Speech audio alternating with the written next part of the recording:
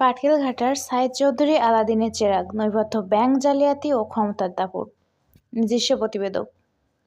সাতক্ষীরার তালা উপজেলার পাটকেলঘাটা এক দশক আগেও যেখানে সাইদ চৌধুরী নামে এক যুবক নারিকেলের ব্যবসা আর দিনমজুরের আয়ে সংসার চালাতেন, আজ সেখানে তিনি কয়েকশো কোটি টাকার মালিক।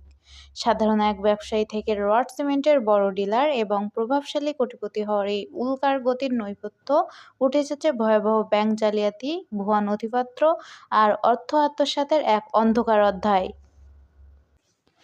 অনুসন্ধানে জানা গেছে, ছাই চৌধুরীর সম্পদ বাড়ার মূল চাবিকাঠি ছিল ব্যাংক ঋণ। তবে এই ঋণ নেওয়ার প্রক্রিয়াটি ছিল সম্পূর্ণ জালিয়াতিপূর্ণ। স্থানীয় সূত্র ও ভুক্তভোগীদের দাবি, তিনি একাধিক দুর্বল ব্যাংককে টার্গেট করে নিজের এবং কাগুজে প্রতিষ্ঠানের নামে কোটি কোটি টাকা হাতিয়ে নিয়েছেন। এক্ষেত্রে তিনি ব্যবহার করেছেন জাল জামানত, একই জমি একাধিক ব্যাংকে বন্ধক দেওয়া এবং ভুয়া দলিল তৈরি।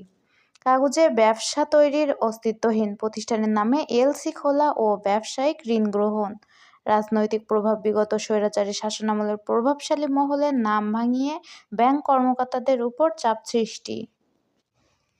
বর্তমানে এই ঋণের একটি বিশাল অংশ খেলাপি হিসাবে রয়েছে, যা বাংলাদেশের ব্যাংকিং খাতের জন্য চরম ঝুঁকির কারণ হয়ে দাঁড়িয়েছে।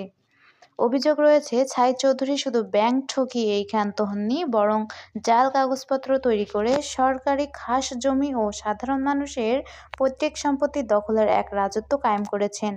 এলাকার সচেতন নাগরিকরা বলছেন, তিনি একটি সিন্ডিকেট পরিচালনা করেন, যারা মূলত কালো টাকা সাদা করা এবং জমি কেনাবেচার মাধ্যমে অবৈধ অর্থ পাচারে সহায়তা করে।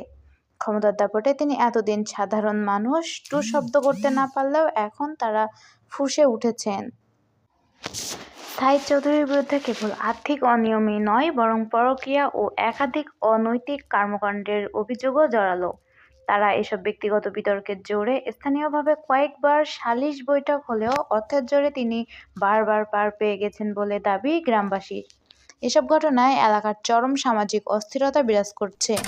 দীর্ঘদিন ধরে চলে আসা এই অনিয়ম নিয়ে এখন জনমনে প্রশ্ন, সাইদ চৌধুরী খুঁটির জোর কোথায়? এলাকাবাসীর দাবি, অবিলম্বে দুর্নীতি দমন কমিশন এবং বাংলাদেশ ব্যাংকের গোয়েন্দা ইউনিটের